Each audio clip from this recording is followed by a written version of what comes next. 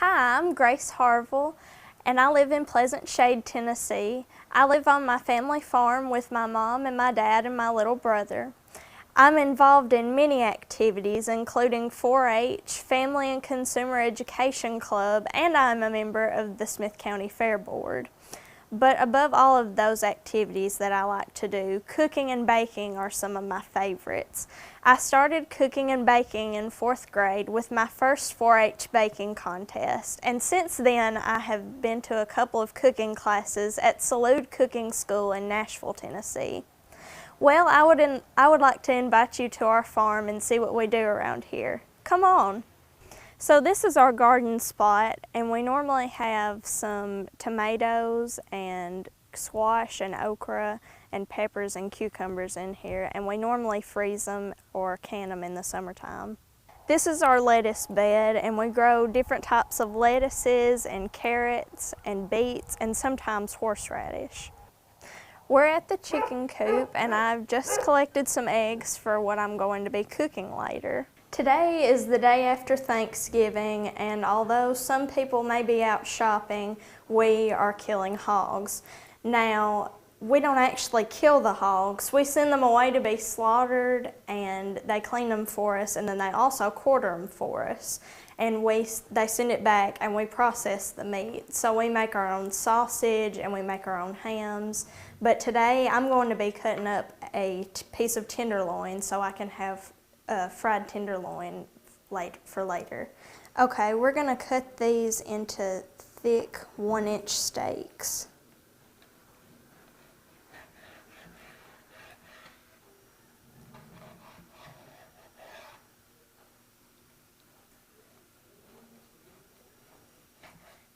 Come on back to the house and we'll cook these up. We're back at home now, and I'm going to make some homemade biscuits.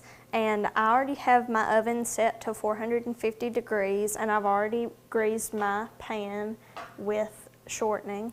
So we're going to put in 2 cups of self-rising flour,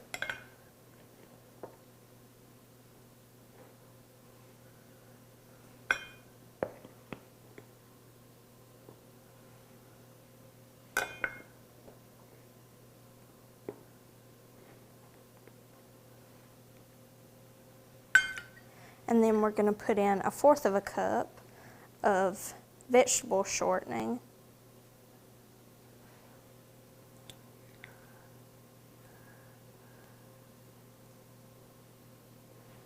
and then we're just going to mix it up with your hands, and you want to mix it until the shortening resembles coarse crumbs.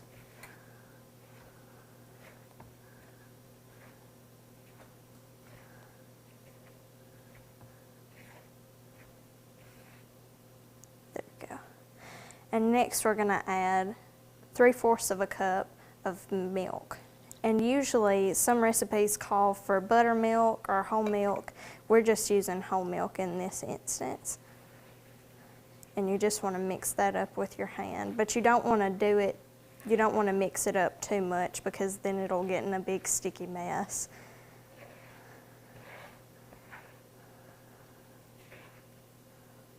All right. Now we're going to flour our board.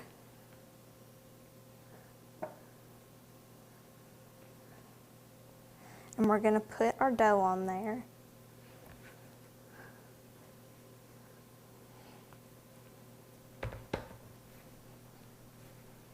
And you don't want to mess with the dough too much, or else it won't rise really good.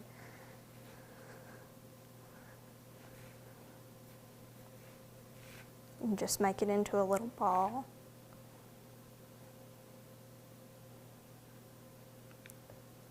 There we go. And now you want to flour your rolling pin, because you don't want the rolling pin to stick to the dough.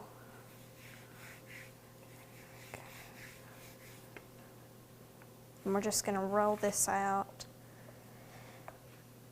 And usually I like a big tall biscuit, and so I'm going to roll it to about 1 inch thick.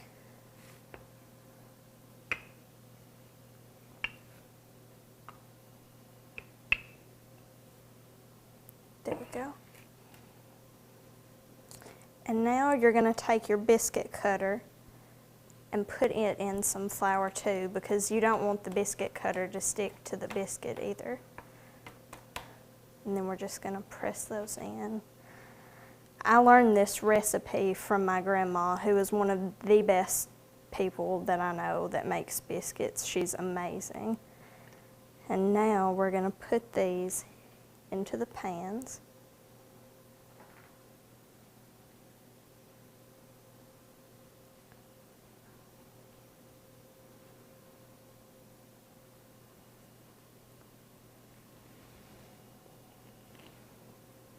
And then we're going to put these at in the oven for about 10 to 12 minutes.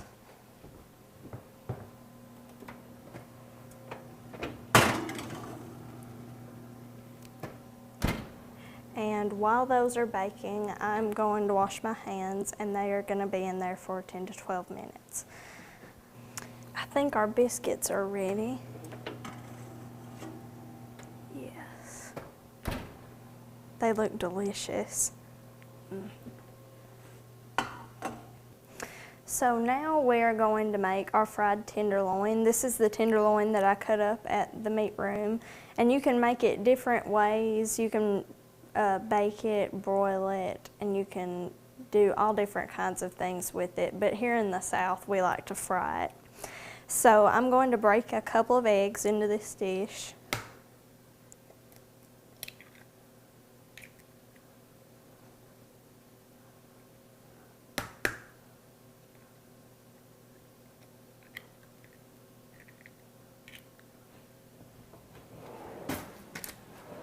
And we're just going to whisk these together. And this will act as kind of the binding agent for our flour mixture that we're going to put on the tenderloin. And for our flour, we're just going to put a few half cups of it into a dish.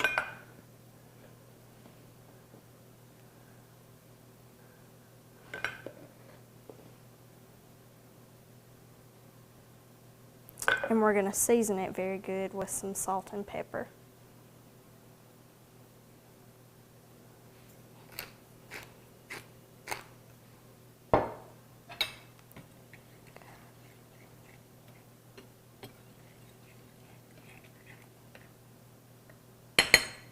There we go.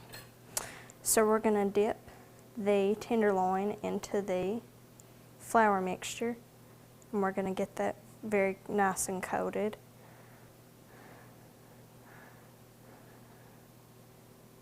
And then we're going to dip it in the egg mixture.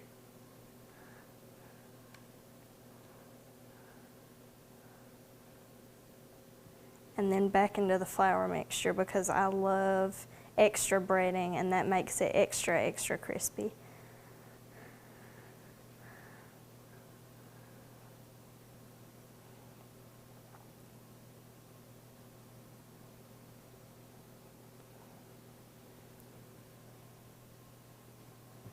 And I'm going to prepare the rest of these the same way. So we just got finished breading all these tenderloins, and I'm going to wash my hands, and then we're going to go put them in the fryer. So right now we're going to fry the tenderloin, and to test to make sure the oil is hot, we're going to take a tiny pinch of flour and put it in there. And if it's not hot enough, the flour will sink to the bottom and it won't do anything. But if it is hot enough, it'll sink to the, or it'll float to the top, and it will start to bubble. So there we go. I think it's ready. And we're just going to put all four of these in here.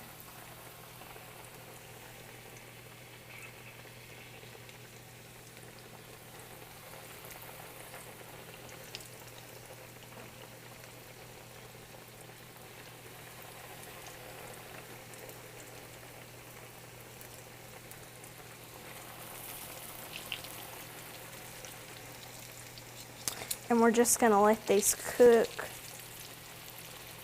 for 2 to 3 minutes on each side.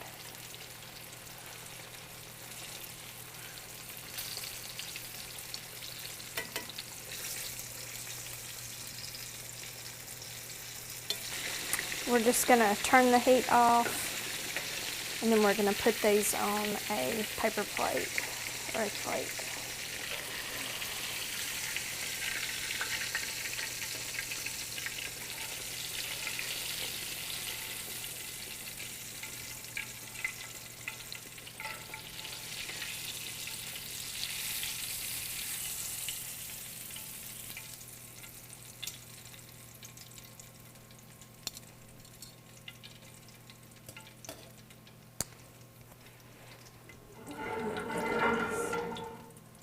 And next we are going to make the scrambled eggs.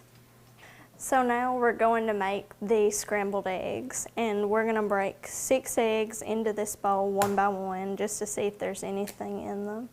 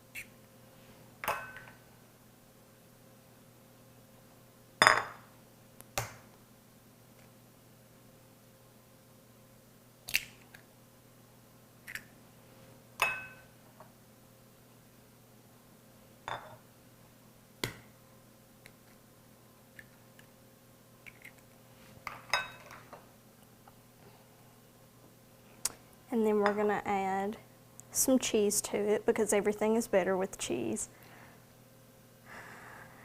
And we're going to add a few tablespoons of milk just to give it an extra creaminess to it.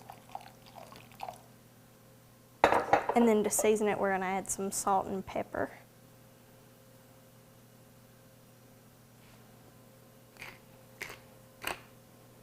And we're just going to mix these up.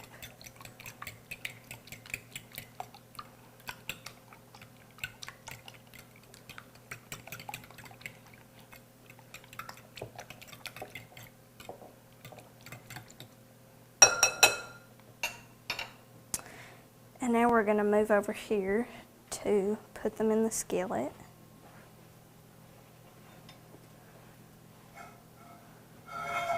I've already put some olive oil in there just so they won't stick to the bottom of the pan.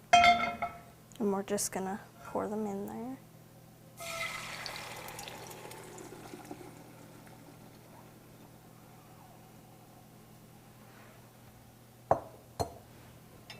And we're just going to stir these around until they all come off of the bottom of the skillet.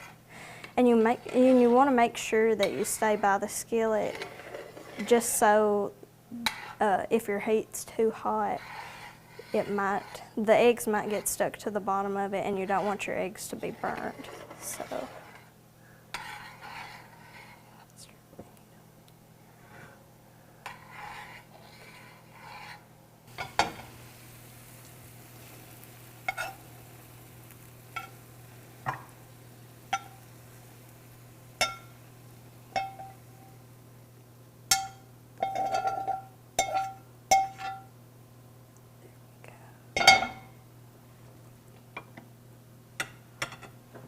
And now I'm going to fix the gravy to go on the tenderloin or the biscuits or the eggs. So we're going to make the gravy right now, and I have left this is the same skillet that we have made the fried tenderloin in, and I've left about a cup of the grease from it in it. So we're just going to sprinkle a few tablespoons of flour in there.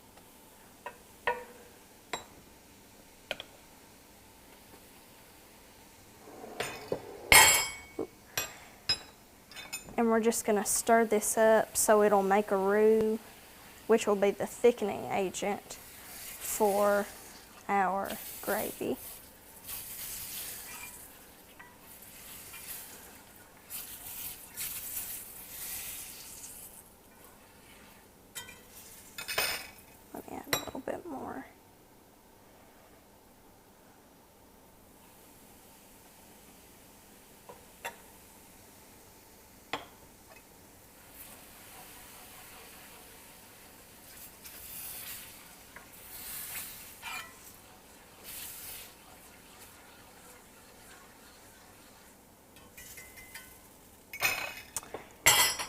Next, we're going to add some milk, and that'll give it a little bit of creaminess to it.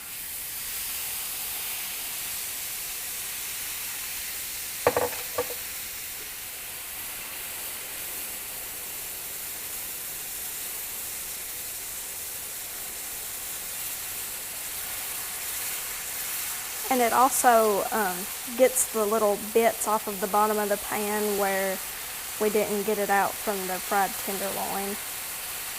And that gives it a ton of flavor.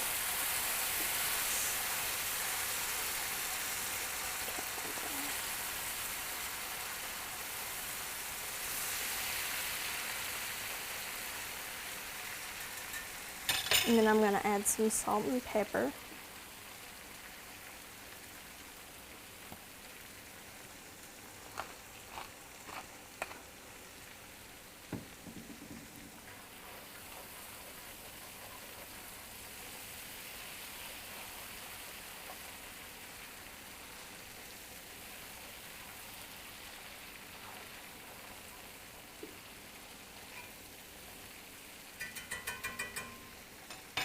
And I'm going to add a little bit more milk to it.